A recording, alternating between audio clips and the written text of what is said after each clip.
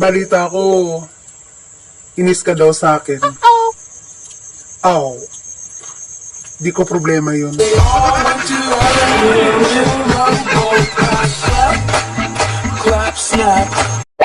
Uy, ang mag-chismis at mga alam sa buhay namin, kailangan may entrance fee na ha.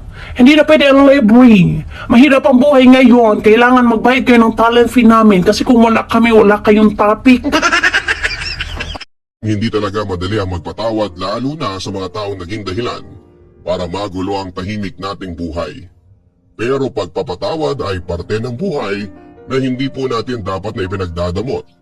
Lalo na sa mga taong labis nang nagsisisi. Nasa atin pa rin kung paano ba tayo magbibigay ng kapatawaran sa taong nagkasala po sa atin. Kung hindi talaga natin kayang ibigay yon, subukan nating magdasal sa Poong May Kapal para tulungan niya tayong paliwanagin ang ating puso at isipan dahil sa mapait nating nakaraan. Wala pong imposible kapag tao po ay nagdarasal.